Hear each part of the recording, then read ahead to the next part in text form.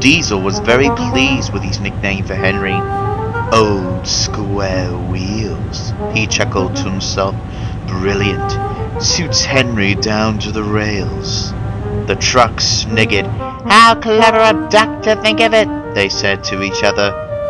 We know, don't we, that it was really Diesel who had made the name up. Diesel had told them it was duck, and the trucks believed what they were told.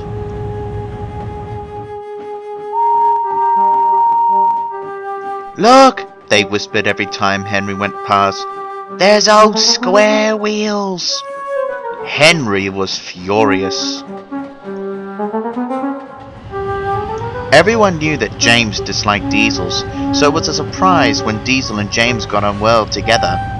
James showed Diesel where things were in the yard, and Diesel worked hard once he had settled down.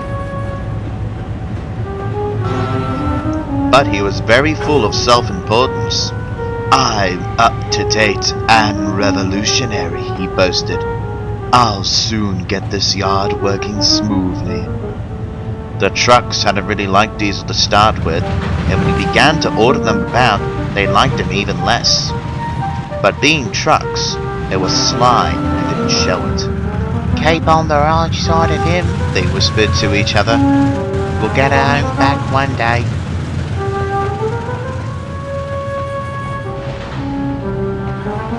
One afternoon, James asked Diesel to get some trucks ready for him.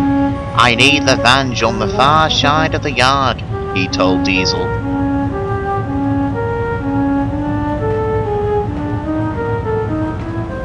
But Diesel, full of himself and not listening properly, thought James said, leave the vans on the far side of the yard. So Diesel took no notice of those vans. He collected some other ones and put them ready for James to take away.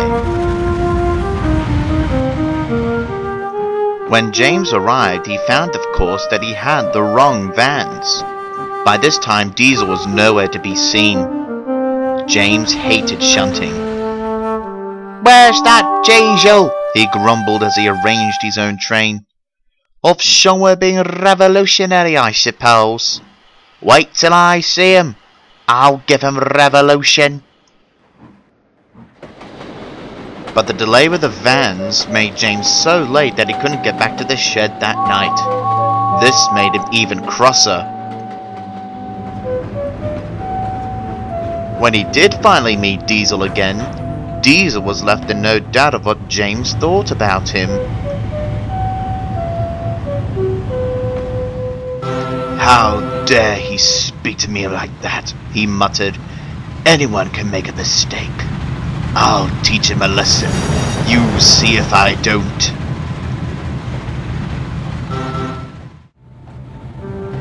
Next day, Diesel was talking to some trucks in the yard. James has been here a long time, he remarked. He must be very old. Not as old as Edward and Thomas, replied the trucks. Thomas was here first to help build the railway, but Edward is older. The other engines used to tease him about that, but he proved them wrong. How? Asked Diesel. It was before I came even, said one old truck slowly. But the way I heard it, it was that one day James ran away, just trundled off down the line without his driver and foreman. Good gracious, exclaimed Diesel. What happened? The truck paused. Well, he went on, Edward was nearby.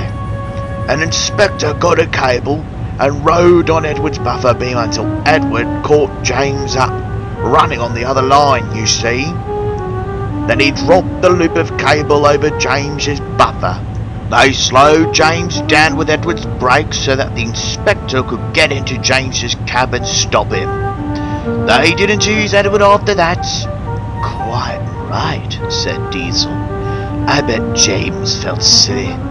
It's funny, isn't it? He went on. If James stood out in the rain for a bit, he'd soon be just the colour he is. Red with rust. The truck sniggered. Suddenly Diesel had an idea. He growled away, looking thoughtful. You know that story you told me about James, he said when he saw the trucks again. I told Duck about it in the shed, and guess what he said? He paused. The trucks waited. They knew Diesel was going to tell them anyway. Duck said, Diesel went on impressively, it was no wonder that Edward caught up with him, because James is only rusty red scrap iron. Wasn't that rude? But that's what Duck said. The silly trucks believed every word. Tee-hee, they tittered. Wait till we tell the others. The story went round quickly, and when James next came to the yard, the trucks laughed rudely at him. Here's old scrap iron, they chortled. Look at him, just a heap of rusty red scrap iron. James soon found out why. His feelings can be imagined. That jook, he hissed fiercely. Just let him wait, I'll make him jook. Diesel, lurking in the background, smirked triumphantly.